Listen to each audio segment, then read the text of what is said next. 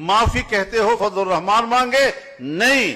آج اگر میری بات غلط ہے مجھے آپ ضرور رائے دیں. آپ قانون کے ماہر ہیں, میری رہنمائی کریں.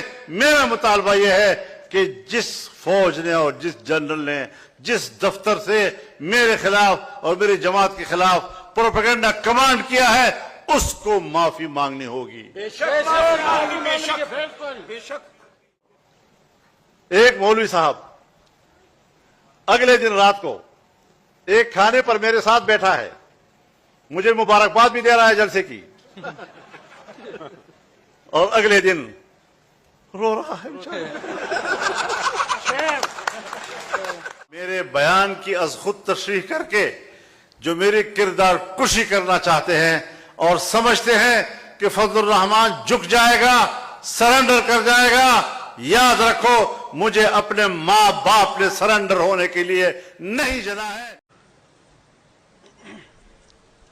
ٹھکرا دو اگر دے کوئی ذلت سے سمندر,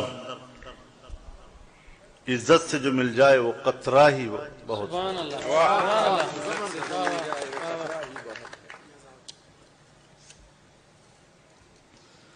سو میں یہ درد لے کر آیا ہوں آپ کے سامنے.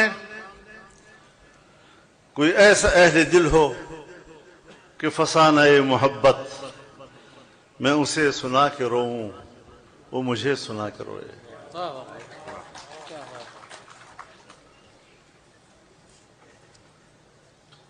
ہم نے ایک لمبی جدوجہد کی ہے, اور جب پی ڈی ایم کا اجلاس ہوا کرتا تھا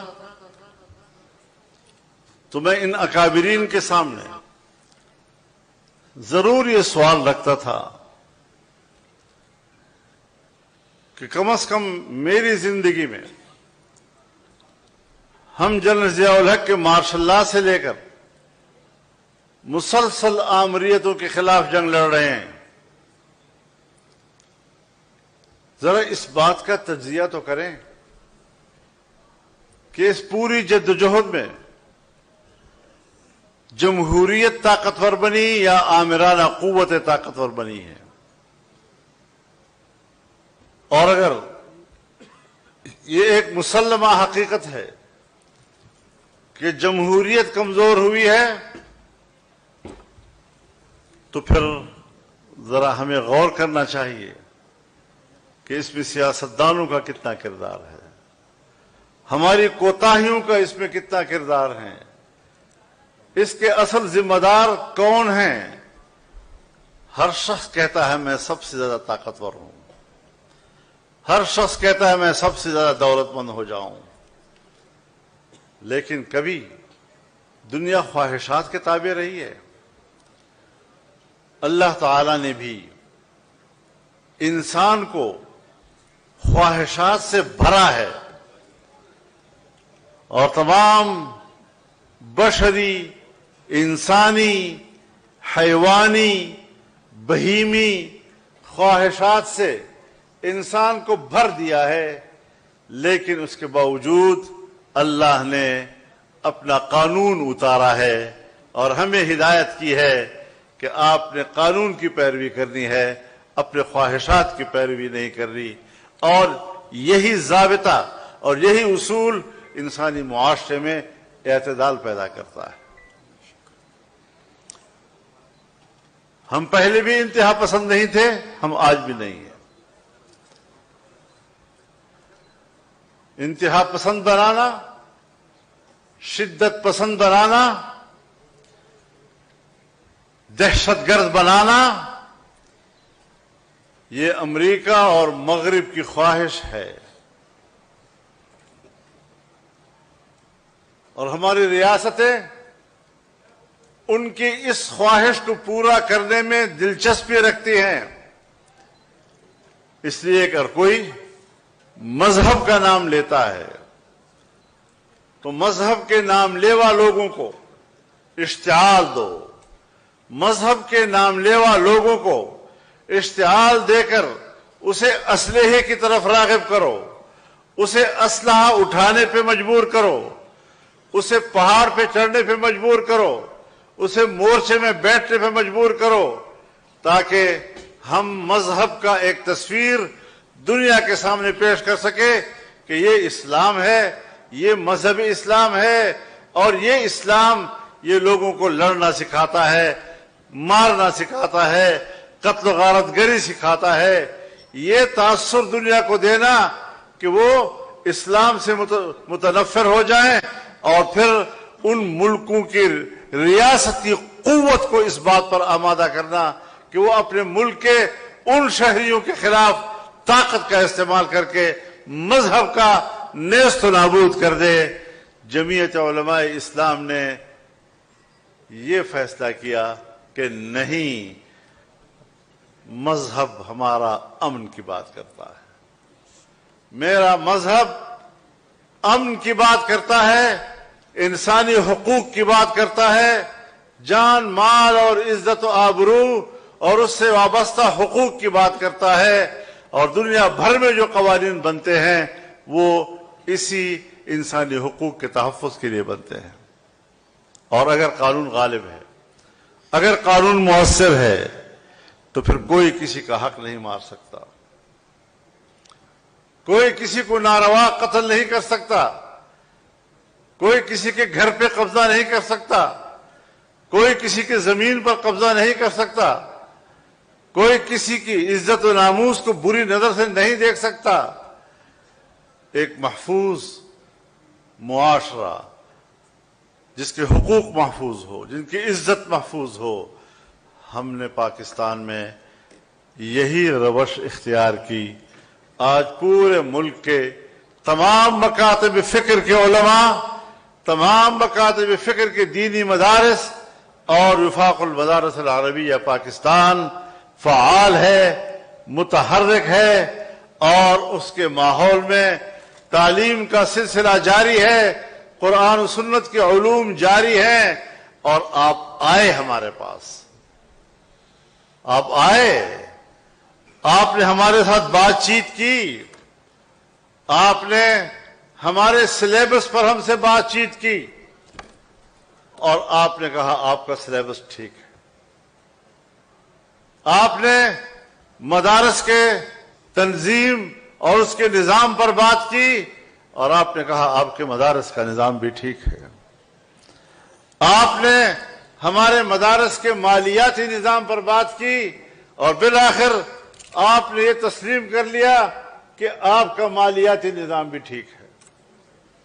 یہ 2004 کے دسمبر تک ہم مذاکرات کرتے رہے، اور ان مذاکرات کے نتیجے میں اتفاق رائے ہوا، اور 2005 کے جنوری یا فروری میں دونوں طرف سے اس پر دستخط ہو گئے۔ جب معاہدہ ہو گیا اور آپ نے ہمارے نصاب کو بھی جائز تسلیم کیا، آپ نے ہمارے مدرسے کے نظم و نسق کو بھی جائز تسلیم کیا، آپ نے ہمارے مالیاتی نظام کو بھی جائز تسلیم کیا، پھر اس وقت سے لے کر آج تک مدارس کے رجسٹریشن کیوں نہیں ہو رہی، مدارس کے اکاؤنٹ کیوں بند ہے؟ اس کا معنی یہ ہے کہ آپ مسئلے کا حل نہیں چاہتے۔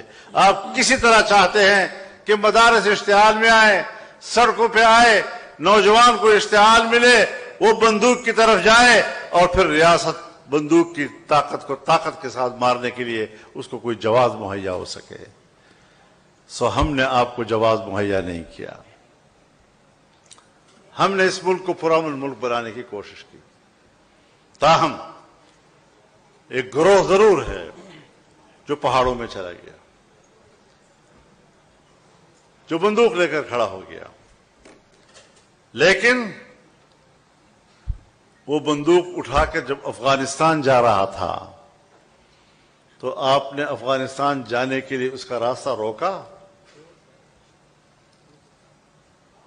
آپ امریکہ کے اتحادی بھی بنے، آپ نے ہوائی اڈے بھی دیے، فضائیں بھی ان کو دی، یہاں سے جہاز بھی اڑتے ہیں، ان فضاؤں سے گزر کر وہاں پر بمباری بھی کرتے ہیں، اور دوسری طرف اس جنگ میں شریک ہونے کے لیے پاکستانی مجاہد بھی جا رہا ہے، اور تم بھی اس کو تھپکی دے رہے ہو کہ آپ مجاہد ہیں۔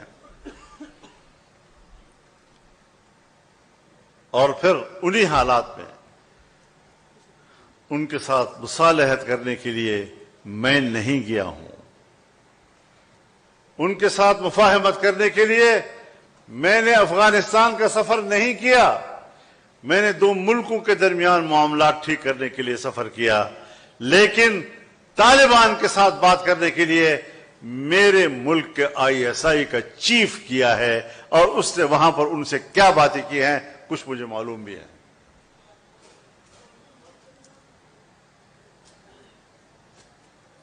سو اگر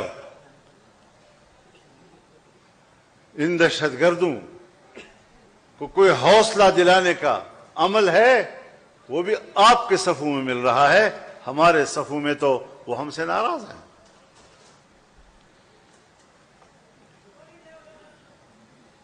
آپ اپنے شہداء کی بات کرتے ہیں، مجھے سکھاتے ہو شہید کس کو کہتے ہیں؟ مجھے سکھاتے ہو شہید کا مقام کیا ہے؟ میں قرآن و سنت کا ایک طالب علم ہوں، میں شہید کے مقام کو جانتا ہوں۔ شہید کیا ہوتا ہے؟ جو شہید اپنے وطن کے لیے قربانی دیتا ہے، اس کی قدر و منزلت کو میں جانتا ہوں۔